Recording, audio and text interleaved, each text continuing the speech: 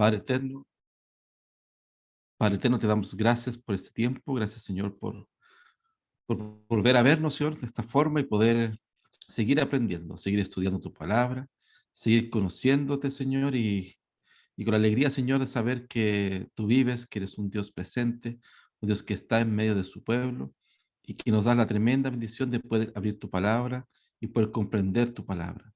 Padre Santo, ayúdanos, Señor, y prepara nuestros corazones a ser humildes para aprender. Ayúdanos, Señor, a amar tu palabra y sobre todas las cosas a vivir según tu santa voluntad.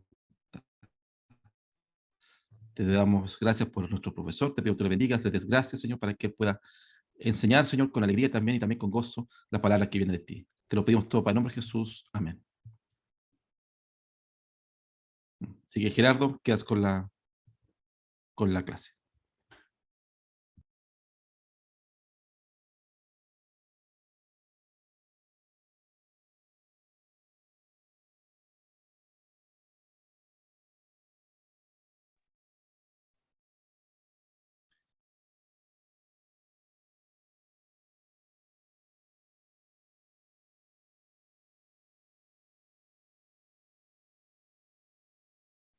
Gerardo, creo que no se te escucha, Gerardo.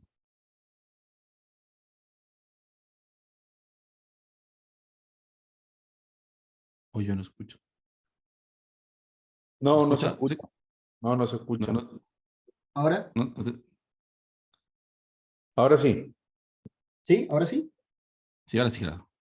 Ya, perfecto. Se ve la presentación, ¿verdad? Sí, también. Ya, bueno. Agradecido al Señor de estar en esta instancia. Para mí no es nuevo hacer clases, pero hacer clases con este tema es bastante interesante y bastante motivante para mí, para mi vida espiritual y principalmente para poder entregarle a ustedes el conocimiento que el Señor me ha dado durante todo este tiempo. Como decía Eduardo, nos conocemos desde los 12 años de colegio y curiosamente en una conversación nos enteramos de que los dos éramos presbiterianos y desde ahí comenzó manteniendo una relación de amistad claramente y después conocimientos más profundos de la palabra del Señor. Así que contento en esa parte de estar apoyando a mi amigo. También algunos de nuestros amigos también son cristianos, así que eso también es motivo de alegría para nosotros.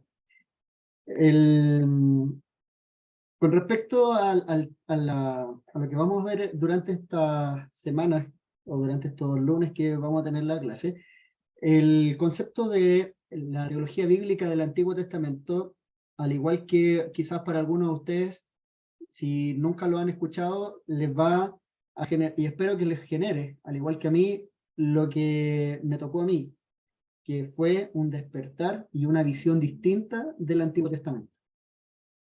El haber conocido la teología bíblica y el haber entrado a este mundo me abrió los ojos de una forma en que ya las lecturas del Antiguo Testamento no eran lo mismo, sino que ya tenían un sentido mirando hacia adelante. Y espero en el Señor de que todo lo que vamos a ver durante estos lunes que vienen a continuación, quizás en unas clases resumidas puedan también despertar en ustedes el interés de poder conocer un poco más acerca de esto. Las 5 clases que vamos a tener durante estos lunes constan de estos temas. El primero de hoy va a ser la teología bíblica y el Antiguo Testamento. Vamos a tener un contexto, quizás no de lleno en la materia, pero sí tener un contexto en el cual tratar de trabajar durante estos lunes que vienen a continuación, poder tener algún cimiento de qué es el Antiguo Testamento, un conocimiento más o menos consistente acerca de lo que tiene dentro y lo que debiéramos esperar para más adelante. Para luego entrar, según la definición, como dice ahí, a la ley, los libros históricos y poéticos, los profetas, y en la última clase poder entender cómo la profecía y cómo todo este contenido nos habla de Cristo en un futuro que se vislumbra posteriormente en el Nuevo Testamento. Para esto escogí un pasaje que es el que se encuentra en Lucas, capítulo 24, 25 al 27, que para mí al menos significó un despertar en este conocimiento. Cuando, cuando estos hombres que iban camino a Maús se encuentran con este hombre en el camino, y posteriormente el mismo Señor Jesús les dice: oh insensatos y tardos de corazón, para creer todo lo que los profetas han dicho. ¿No era necesario que el Cristo padeciera estas cosas y que entrara en su gloria? Y comenzando desde Moisés y siguiendo por todos los profetas, les declaraba en todas las escrituras lo que de él decían. Esto para mí es la puerta de entrada a la teología bíblica, porque cuando nosotros entendemos que la Biblia en su totalidad habla de Cristo, nosotros debemos entender de que desde el Génesis hasta el Apocalipsis su centro y su tema central es Cristo. Entonces, cuando tomamos a Cristo como nuestra brújula de lectura, podemos entender cada una de sus partes de mejor manera. Y eso es obviamente lo que buscamos, o lo que busco o intento buscar durante estas clases que vienen a continuación. Entonces, ¿qué significa o cuál es la importancia de la teología bíblica en este sentido? Por ejemplo, dice que para cualquier cristiano que se acerque al estudio de las escrituras, el concepto de la teología es uno de los conceptos que a veces van a aparecer más frecuentemente en los libros de estudio. O sea, el concepto de la teología es un concepto que va a permanecer y va a seguir durante mucho tiempo. Y desde mucho tiempo atrás, en la teología ha sido parte de diversos periodos de la Iglesia, y durante toda la historia de la Iglesia, la teología ha sido parte de la vida de la Iglesia, desde los tiempos de la Reforma y yendo más atrás, los padres de la Iglesia, y yendo aún más atrás de cuando estaban los escritores bíblicos, los profetas. La teología o el conocimiento de Dios siempre ha estado presente en medio del pueblo. Por lo tanto, hasta nuestros días, también nosotros podemos obtener un conocimiento más acabado de lo que Dios nos enseña en su palabra con relación a Él y a nosotros. Por lo tanto, en palabras de algunos teólogos, la teología es el conocimiento de Dios o el estudio de Dios. Es como nosotros entendemos lo que Dios nos permite conocer de parte de Él.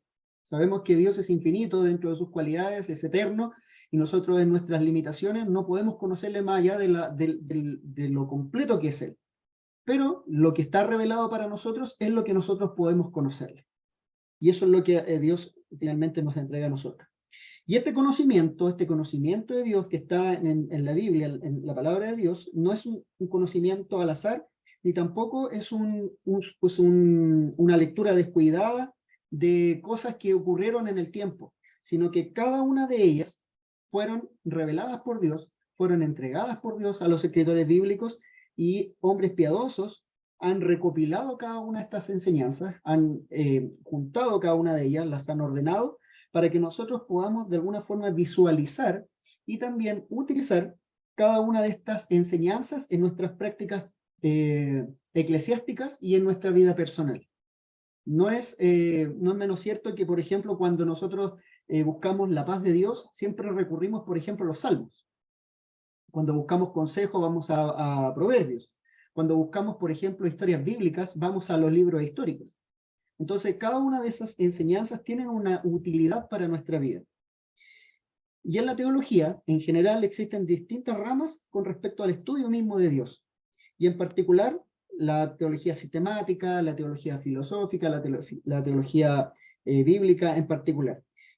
Y en particular, valga la redundancia, el tema de la teología bíblica es lo que vamos a utilizar para el estudio del Antiguo Testamento. Y hay un autor, que su nombre es Gerardus Voss, dice que la teología bíblica, su fin es la historia de la revelación especial de Dios registrada en las Escrituras. Repito, la historia de la revelación especial de Dios registrada en las Escrituras, como también se le conoce como la autorrevelación de Dios depositada en la Biblia. O sea, es Dios quien se muestra en las Escrituras, pero también es Dios, por medio de la Escritura, quien muestra a Cristo en el futuro. Estamos hablando del Antiguo Testamento como un libro del pasado, pero con una trascendencia en el futuro y en el cumplimiento de lo que vamos a ver en el Nuevo Testamento. ¿Por qué es importante entonces ver y estudiar el Antiguo Testamento con una mirada a través de la teología bíblica? Porque si bien las distintas ramas de la teología nos muestran agrupación de doctrinas, agrupación de pensamientos, agrupación de conceptos históricos, de conceptos arqueológicos, la teología bíblica, como dice ahí, es la que nos lleva de la mano por las Escrituras. La teología bíblica nos ayuda a que nosotros podamos ir pasando por cada uno de los pasajes bíblicos del Antiguo y el Nuevo Testamento, y nos ayuda, obviamente, a comprender su contenido y nos permite observar la obra de redención de Cristo, partiendo desde la culminación, desde la creación, perdón, hasta la culminación de la obra redentora por parte de Cristo, y viendo y mostrándonos, obviamente, más adelante la consumación gloriosa cuando el Señor venga por su iglesia. Y como les decía al principio, yo por muchos años, en mi estudio personal, siempre consideraba la teología sistemática como algo importantísimo para mi vida. O sea, el estudio de la doctrina, saber de teología, conocer los atributos de Dios, conocer la doctrina de Cristo, del Espíritu Santo, de la Iglesia, era fundamental, o sea, era parte de mi estudio metodológico. Pero cuando la teología bíblica llega a mi vida y me doy cuenta de que no es menos importante que la teología sistemática, el poder observar que en pasajes tan sencillos nosotros podemos ver la obra de redención, como Cristo se va manifestando en cada una de esas partes. Entonces, en concreto, cada uno de estos pasajes y cada uno de los libros que están comprendidos en el Antiguo Testamento, ya sean de tipo profético, histórico, poético en general, deja ver la relación del hombre con esta revelación. Deja ver la relación del hombre con su creador y deja ver la relación de Dios mostrando la única solución que el hombre podía tener y que venía en un futuro más cercano, que era la forma progresiva de la revelación de Cristo en la tierra. Entonces, yo les tengo un ejercicio que espero que ustedes me vayan siguiendo con sus Biblias, y es un ejercicio que hacía un hermano de una iglesia anglicana, que es bastante interesante y que uno podría lograr entender ciertas formas de entender el Antiguo Testamento. Lo primero es que ustedes tomen sus Biblias y si ustedes separan la Biblia entre Antiguo Testamento y Nuevo Testamento, ustedes se van a dar cuenta, o qué podemos concluir con eso, que el Antiguo Testamento es casi un tercio del contenido del Nuevo Testamento. En cantidad de información, en cantidad de cosas que ocurren en el Antiguo Testamento, es mucho más que lo que ocurre en el Nuevo Testamento. Por lo tanto, ¿qué podemos deducir de eso? Que es imposible entender el Nuevo Testamento sin comprender el Nuevo Testamento. O sea, hay hermanos o hay personas que piensan de que solamente leyendo el Nuevo Testamento uno podría comprender el Evangelio. Pero dejar de lado todo un conocimiento y toda una revelación de parte de Dios en el Antiguo Testamento es un error.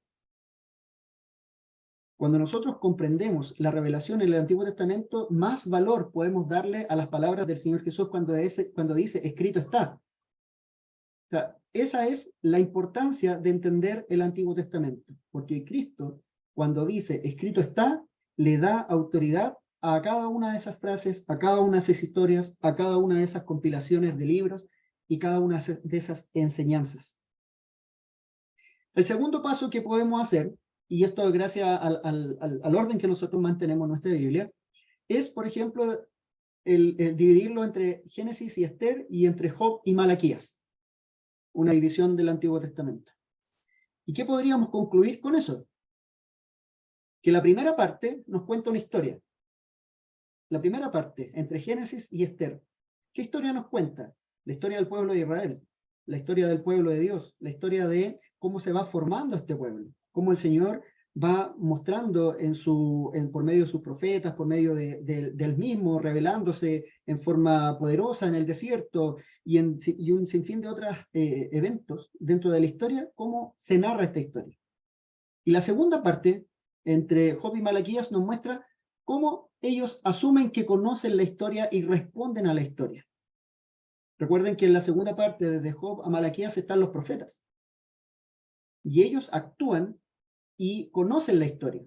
Y son parte, bien digo, de la historia misma. Entonces, uno puede entender de que cuando uno lee un libro histórico, dentro de la historia también existe la interacción de los profetas. Entonces, eso es producto del canon o de la forma como nosotros tenemos distribuida nuestra Biblia. El tercer paso de esta división o de este ejercicio es dividirlo entre el Génesis a Deuteronomio y entre Josué y Esther. ¿Qué podríamos concluir con esto? Que la primera parte nos habla de la fundación o de hechos fundamentales o historias fundamentales o de fundación de un pueblo. Y el hecho fundamental, como hablaba este hermano, es el Éxodo, donde en el Éxodo nosotros vemos un patrón de liberación, que nosotros también somos parte de ese evento de liberación, que nosotros lo vemos por medio de Cristo cuando Él nos libera, por medio de su sacrificio en la cruz. Entonces, la primera parte, el Pentateuco o la ley, como también se le conoce, nos muestra cómo se forma este pueblo y cuál es la base fundamental del pueblo. Y la segunda parte nos muestra las consecuencias de la historia fundacional de este pueblo. Cómo el pueblo, teniendo la ley, teniendo la instrucción de parte de Dios, actúa o vive las instrucciones de parte de Dios. Y en la segunda parte, entre Job y Cantares e Isaías y Malaquías, ahí hay otra división que también podríamos considerar y que podemos concluir con esto. Que la primera parte interpreta la historia entre Job y Cantares. ¿Por qué interpreta la historia? Hay un evento importante dentro de los libros poéticos, por ejemplo, el caso de Job. ¿Qué hace Job? ¿O qué le pasa a Job en su vida? Siendo un hombre con muchos bienes, con muy buen pasar, y de pronto Dios le permite perder todo, permite que le ocurran un montón de calamidades, y él, ¿qué es lo que hace? Recurre a las escrituras. ¿Y qué dice? Al que hace bien, le va bien, y al que hace mal, le va mal. Entonces él mismo de pronto llega a cuestionar y dice, ¿pero cómo ocurre esto? Entonces ellos interpretan la historia o interpretan lo que Dios le había entregado al pueblo, y los libros poéticos también lo hacen de alguna manera, en los salmos, cuando habla de la creación, cuando habla de la liberación propiamente tal. Y la segunda parte nos habla o cómo interactúan los profetas con la historia. Y como bien les digo, cuando nosotros hablamos, por ejemplo, del rey David, durante el gobierno del rey David, que nosotros lo vemos en el libro de Samuel, dentro del libro de Samuel también interactúan los profetas. Entonces, también debemos considerarlo como una interacción común de todo el contenido bíblico con la historia de la revelación. Entonces, de pronto, nuestra división bíblica que actualmente nosotros tenemos nos aparta o nos deja de pronto un poco segregada la historia bíblica, pero la teología bíblica, ¿qué nos permite? Poder aunar todo esto y entender como como un todo o con un medio conductor que nos lleva hacia el entendimiento efectivo de la revelación de Dios, que es por medio de Cristo. Entonces, por eso es importante la teología bíblica en este sentido, porque teniendo a Cristo como el centro de nuestro estudio, nosotros podemos ver cada una de estas interacciones que tiene el pueblo con la historia, con la ley, con las cosas que Dios obviamente le entrega a su pueblo, etc. Una introducción histórica con respecto al Antiguo Testamento. El Antiguo Testamento, para nosotros como cristianos, es una parte integral del texto que nosotros tenemos ahora, un contexto completo, canónico, revisado, inspirado divinamente y obviamente una de las partes más trascendentales, no más importante que la otra, pero sí importante dentro de lo que es la escritura o la Biblia. En ella nosotros tenemos la introducción más voluminosa del contenido del texto completo, y esto nos debe hacer pensar que gran parte del contenido del Antiguo Testamento tiene una trascendencia fundamental para lo que va a ser el complemento de la Escritura, en este caso, que es la persona de Cristo y su obra en el Nuevo Testamento, y de cómo también los apóstoles interactúan también con este conocimiento.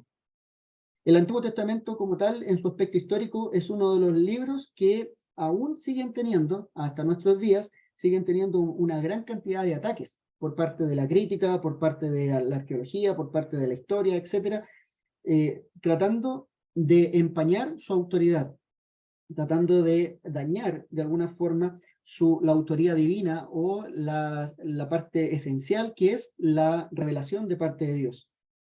Y obviamente mostrando ciertas incongruencias, mostrando ciertas falencias o ciertas cosas que claramente ellos dicen que esas cosas no ocurrieron.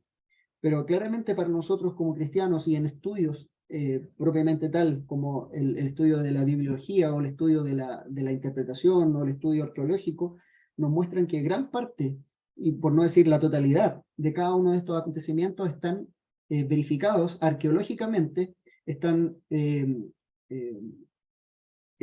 también históricamente, están, por decirlo de alguna forma, están certificados con estudios.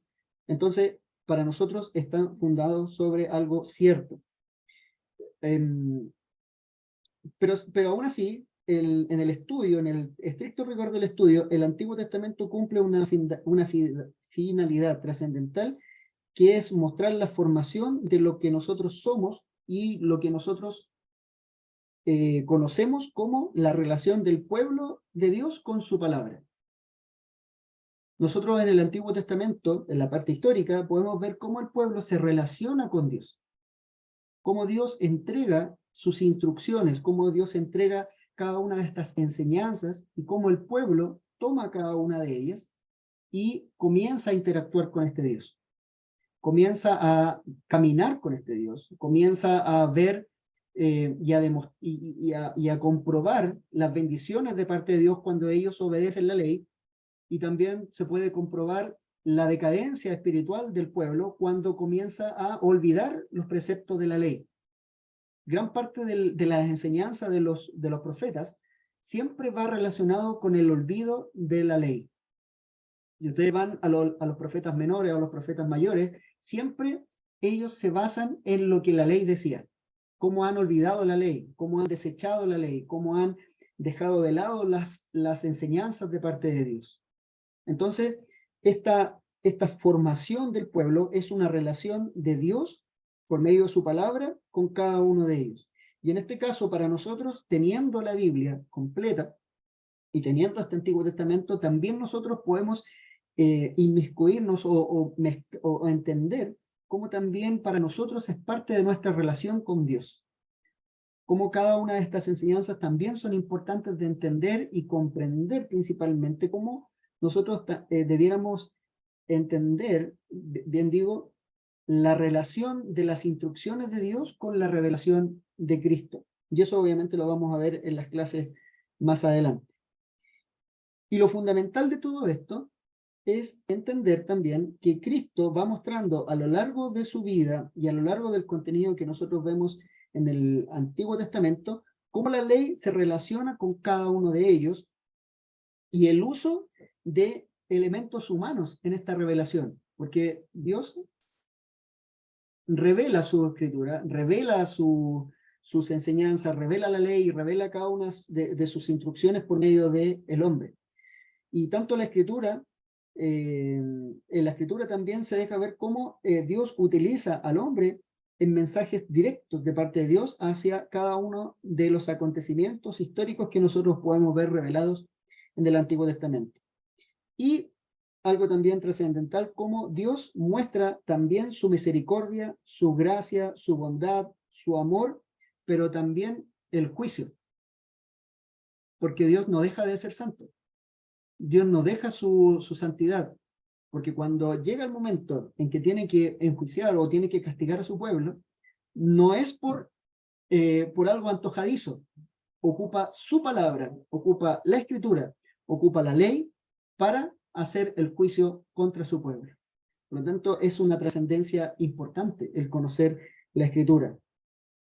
Y algo también interesante es que nadie puede o podría poner en duda la historicidad, la legitimidad literaria y la arqueológica de cada uno de los acontecimientos descritos en el Antiguo Testamento. Lo han intentado hacer muchas cosas al respecto, sin embargo el Antiguo Testamento, también nos deja entrever aspectos de la revelación en hechos históricos y también en eventos que en la figura de Cristo se dejan ver totalmente. La forma paulatina en que nos hace ver cómo la aparición del Mesías se va mostrando en lo que en teología bíblica se conoce como los patrones, es algo que llena el alma, que llena el alma. Cómo nosotros podemos ver que, por ejemplo, en una ilustración clásica que se hace en estos temas de teología bíblica, es la figura de David y Goliat. Como normalmente en las enseñanzas que se hacían antiguamente, se consideraba que nosotros éramos David porque éramos valientes y teníamos que pelear contra el enemigo y vencerlo por medio de la ayuda de Dios. Pero claramente David no representa al hombre, representa a Cristo, venciendo el pecado. Y nosotros somos parte del pueblo que no tiene la valentía y no tiene el poder para poder vencer al enemigo. Y en eso nosotros podemos ver un tipo de Cristo, pero más que un tipo de Cristo, la revelación de la redención. Podemos ver cómo Cristo toma nuestro lugar y hace este evento también importante de vencer al enemigo, y que nosotros también lo podemos ver en cada una de estas enseñanzas. Entonces, como les decía, la forma paulatina en que nos hace ver la aparición del Mesías y el cumplimiento de sus promesas nos deja ver posteriormente en el Nuevo Testamento que todo lo que nosotros vemos en el Antiguo Testamento es un hecho maravilloso y que es un conocimiento importantísimo que nosotros debiéramos considerar siempre en nuestro estudio personal. Algunas consideraciones también interesantes e importantes dentro de esto es el concepto literario del Antiguo Testamento. El Antiguo Testamento en aspecto literario es un libro que nosotros obviamente lo podemos utilizar, lo podemos leer, lo tenemos a nuestro alcance, ya sea en nuestros celulares, en forma de un libro, lo podemos tener en un archivo, etc. Y también nosotros lo debemos mirar desde el aspecto humano como una recopilación de libros. El Antiguo Testamento, al igual que el Nuevo Testamento, es una recopilación de libros. Los 39 libros del Antiguo Testamento y los 27 libros del Nuevo Testamento, cada uno de ellos con una distinción distinta, con géneros literarios de una amplia gama de figuras literarias, con características esenciales de cada uno de ellos, considerando partes importantes de lo que es la formación del pueblo de Israel, como también como la relación de este pueblo con las gentes que rodeaban al pueblo de Israel, la interacción que tenían con cada uno de ellos, etc. Entonces, son una amplia gama de géneros literarios, figuras literarias, con características propias de la lingüística judía en aquel entonces, con incorporaciones de la influencia de otros pueblos también, donde nosotros podemos observar cómo el pueblo de Israel también se involucraba con ciertos pueblos. Por ejemplo, la historia de Daniel, donde Daniel participó directamente de decisiones o de actividades propiamente de un pueblo pagano, pero sin dejar de lado la importancia que él tenía en su corazón respecto a la enseñanza de la ley.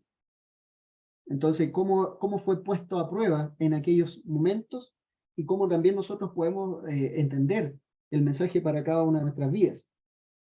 Entonces, esta influencia de parte de otros pueblos, las etapas de esclavitud y lamentablemente la influencia de estas relaciones espurias que tuvieron con otros pueblos que lo llevaron a esta decadencia espiritual y a esta decadencia moral que nosotros podemos ver en los libros de Crónicas y en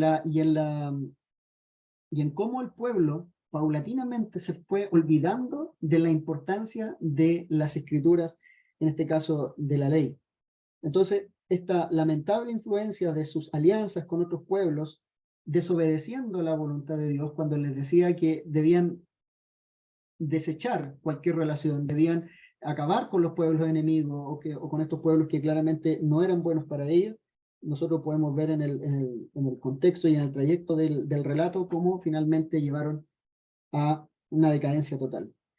Entonces, por eso que debemos y podemos considerar como una recopilación de libros, de relatos históricos, de poesía, de fábulas, parábolas, enseñanzas, etcétera, etcétera. ¿Qué géneros literarios podemos considerar o qué géneros literarios podemos encontrar en la Escritura. Por ejemplo, lo primero que vemos son leyes.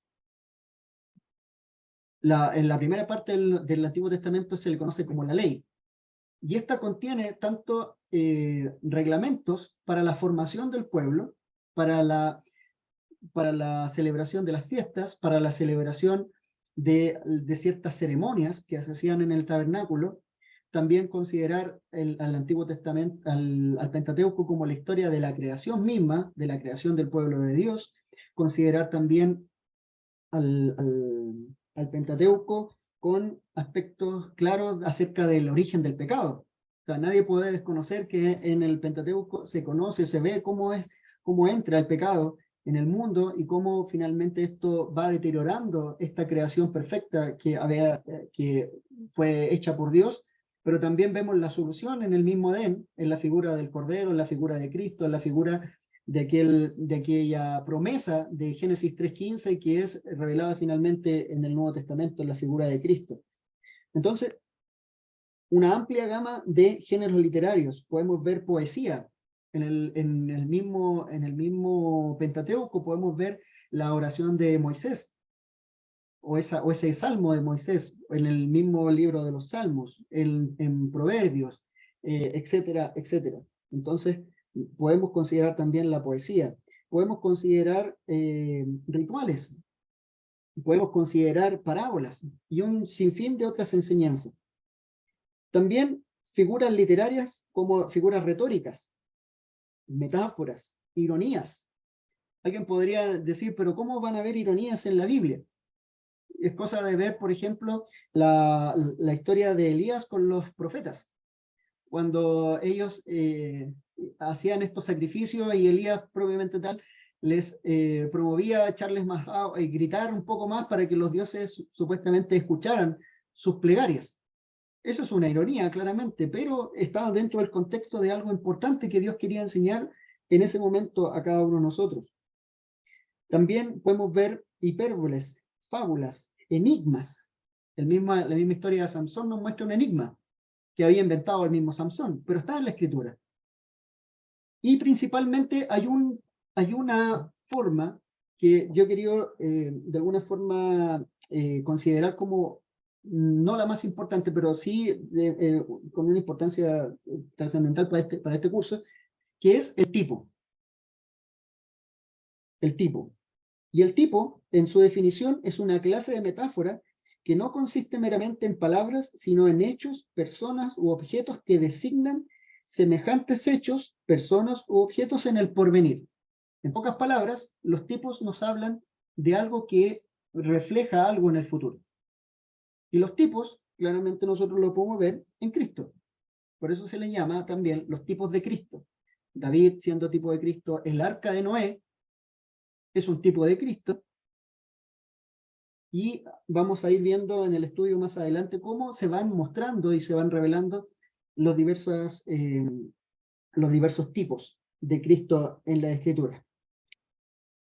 Entonces, estas figuras son numerosas y obviamente nos hablan de sombras de los bienes venideros y se hallan de consiguiente en el Antiguo Testamento. Generalmente el concepto de tipo de Cristo se considera en el Antiguo Testamento, para luego ser revelado en el Nuevo. ¿Qué clasificaciones tenemos nosotros del Antiguo Testamento? Para nosotros, como cristianos en nuestra época, en nuestro contexto, tenemos una definición o definiciones que nos ayudan a entender el orden de las Escrituras, que difieren un poco del orden que tienen otros pueblos, en este caso el pueblo judío, el pueblo de Israel. En el Antiguo Testamento, nosotros podemos considerar, de acuerdo al orden establecido en el canon que actualmente dispone nuestra Biblia, y en las distintas versiones que nosotros podemos encontrar de ella, que existen definiciones o clasificaciones de los libros en el Antiguo Testamento. Para nosotros, lo más clásico en cuanto a las clasificaciones es que tenemos el Pentateuco o la ley, los libros históricos, los libros poéticos los profetas mayores y los profetas menores. Esa es nuestra clasificación habitual, o una clasificación clásica con respecto al canon que nosotros actualmente mantenemos y el orden de los libros que tenemos en nuestra Biblia, que difieren de alguna forma del ordenamiento que tenían los libros en el Antiguo Testamento.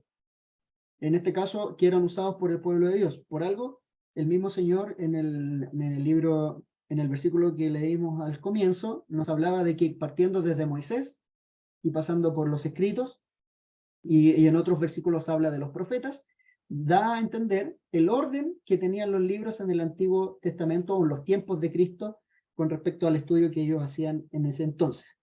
Por lo tanto, tenemos que considerar cuál era la definición y la distribución en la que también el pueblo de Israel en el siglo I consideraba a este Antiguo Testamento como dentro de su literatura religiosa o lo que ellos ocupaban para sus rituales. Este orden de los libros, considerado dentro del Talmud también, luego en la versión de los 70 tiene como finalidad principal plantearnos un ordenamiento que el mismo Señor Jesús y los apóstoles consideraban dentro de los escritos. Si nosotros vamos a las cartas de Pablo, Pablo también nos habla de los escritos, nos habla también de la ley, no habla de los profetas menores ni los profetas mayores, hace referencia a que estaba escrito.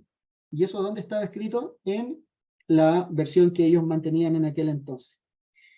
Y ya en varias ocasiones, en el Nuevo Testamento, el mismo Señor Jesús, los apóstoles, hablaban acerca de la ley en los escritos, en los profetas, y en alguna menor medida hacen mención a los libros poéticos, considerándolos dentro de los escritos. Entonces, vamos a considerar las divisiones que ellos tienen en el estudio. Por eso el estudio que vamos a tener ahora, de parte de la próxima semana en adelante, lo consideramos como la ley, los históricos, los profetas. ¿Ya? Esa va a ser la razón del por qué se dieron esos títulos. Y finalmente, entenderlo como una forma de estudio que no es excluyente del canon o del ordenamiento que nosotros tenemos actualmente, sino que llevarlo como un orden para poder estudiarlo de mejor forma. Entonces, el orden que tenía el pueblo de Israel en el Talmud o en el texto que ellos ocupaban, nos habla de una primera sección o una primera división llamada la ley, que es lo que vamos a estudiar en profundidad en la próxima clase, llamada también por los judíos los 5 quintos de la ley, y es la misma muestra de la división actual que nosotros tenemos, o sea, el Pentateuco. Ellos también tenían esos 5 libros como la ley, como lo tenemos nosotros actualmente como el Pentateuco. Pero ellos después tenían una segunda sección llamado los profetas, y los 4 primeros libros fueron conocidos como los profetas anteriores, y probablemente porque continúa la historia comenzada en los libros de la ley hasta el fin del reino. Esto obviamente considerándolo en Zacarías capítulo 7, versículo 7. Estos 4 son principalmente históricos, y otros 4 libros dentro de los profetas eran considerados profetas posteriores, que probablemente, porque fueron escritos más tardíamente que los anteriores 4, y de estos 3 eran llamados mayores o más largos, y uno menor porque estaba compuesto de 12 libros breves. Y por último, la tercera sección es la que considera los escritos. Y dentro de los escritos es una clasificación de libros un poco más, por decirlo de una forma, y como está en el estudio que hice, un poco más miscelánea o variada en cuanto a la cantidad de libros y el contenido de estos. Sus 3 primeros libros son poéticos, más largos, encabezados por los salmos. Los 5 siguientes, o los 5 rollos, eran llamados así porque cada libro estaba escrito en un rollo separado, a fin de que cada libro pudiese ser leído en alguna de las fiestas judías. No sé si ustedes saben que el libro de los salmos está dividido en 5 partes.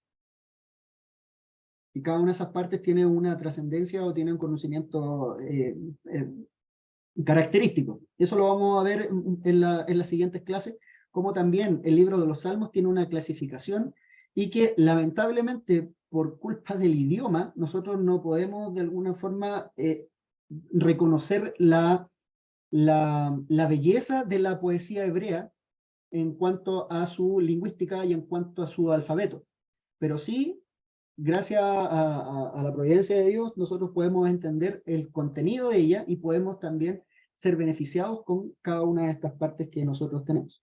Lo que no podemos lograr al no saber hebreo es el tema de la fonética y el tema de lo hermoso que es para ellos esa poesía.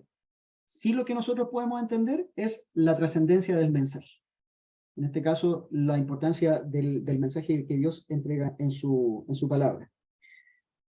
También en ese entonces se leía el libro de Cantares en la Pascua, Ruth en Pentecostés, Eclesiastés en la fiesta de los tabernáculos, Esther en la fiesta de Purim y Lamentaciones en la fiesta o en la conmemoración de la destrucción de Jerusalén. Tres de estos libros son poéticos, el Cantar, Eclesiastés y Lamentaciones. Los últimos tres libros de la sección no tienen título, aunque son principalmente históricos, estamos hablando de los escritos, y Daniel es en parte histórico y en parte profético y apocalíptico. Daniel, Esdras y Nehemías terminan la historia del Antiguo Testamento, mientras que Crónicas, llamada por los griegos los restos, es una especie de apéndice de todo el Antiguo Testamento. Entonces, vamos a ir viendo cada una de estas partes en su contexto para poder entender cómo se relacionan estas con nuestro estudio del Antiguo Testamento.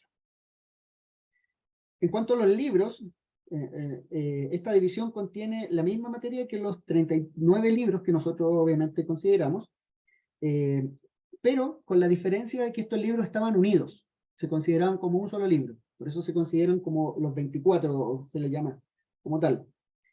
Fueron divididos en dos, Esdras, Nehemías, y los 12 profetas menores fueron separados, cada uno en un libro. Y la división de la Septuaginta se ha mantenido hasta hoy, solo con cambios en el orden de los libros, pues allí se empieza con Génesis y se termina con el libro de las Crónicas. Y por último, considerar el canon actual, lo que nosotros tenemos actualmente en nuestras manos, en nuestra Biblia. Y la palabra canon viene del griego llamado, considerado como tal, como una regla. El canon es una regla, o es un orden, es una medida. Por lo tanto, el orden que nosotros tenemos actualmente se llama canon en nuestra Biblia. ¿Y cuál era la forma en que ellos finalmente consideraban esto? Que existían normas de canonicidad para poder considerar o no algún libro dentro de la historia bíblica.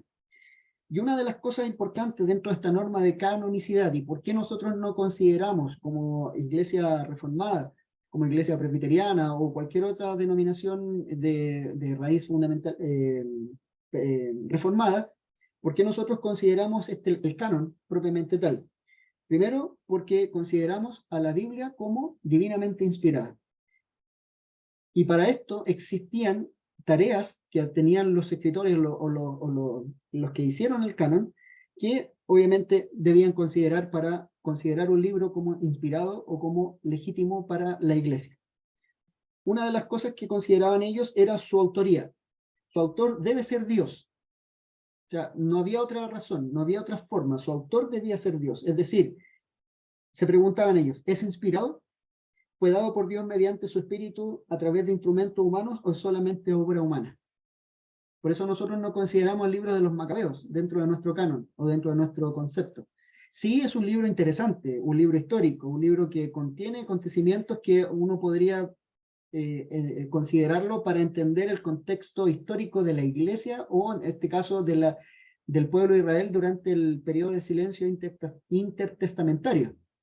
Pero no contiene la revelación de parte de Dios para nosotros. Sí es un libro útil para estudio, pero no es un libro inspirado divinamente por Dios. En cuanto al escritor humano, ¿fue escrito, editado o endosado por algún profeta?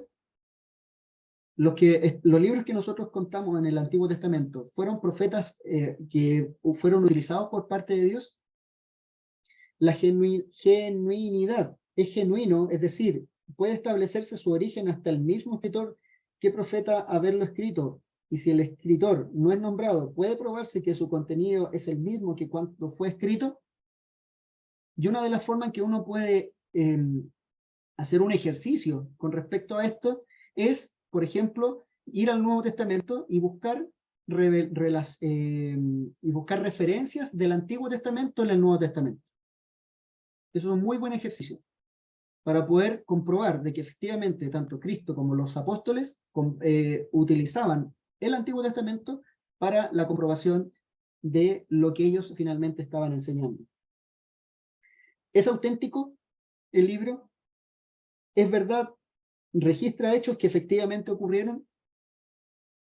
Y por último, el testimonio en nuestros días se puede agregar este importante criterio de canonicidad. ¿Qué opina del libro el pueblo de Israel, la iglesia primitiva, los concilios posteriores o las versiones más antiguas de la Biblia? ¿Por qué no los consideran algunas versiones y por qué algunas sí consideran estas versiones? Entonces, son ejercicios que de alguna forma a nosotros nos permiten poder tener la seguridad de que el contenido que nosotros tenemos en nuestro canon, en nuestra Biblia, en el Antiguo Testamento o en el Nuevo Testamento, es un texto que efectivamente nos da la seguridad de que ha sido cuidadosamente y entregado por parte de Dios al hombre, lo ha cuidado y nos permite poder tenerlo en nuestros días para el estudio de la revelación de parte de Dios para cada uno de nosotros. Entonces, entendiendo cada una de estas cosas acerca de la revelación, la importancia del Antiguo Testamento, cómo en ella se nos revela la imagen del Mesías y cómo en cada una de esas partes nosotros vamos a ir comprobando cómo la revelación se va mostrando en forma progresiva, entonces vamos a poder entender cada una de estas secciones y obviamente ver cómo el Evangelio de Cristo se nos presenta glorioso para cada uno de nosotros. Así que espero que de aquí a la próxima semana, poder tener la siguiente clase, que dentro de los temas que están considerados dentro de ella es la importancia de la ley y algunas preguntas de cómo se relaciona el hombre con la ley y cómo me muestra la ley a Cristo en el Nuevo Testamento. Entonces, son algunas de las interrogantes que espero la próxima semana podamos ver y aclarar en esta clase. Manuel Eduardo, doctor.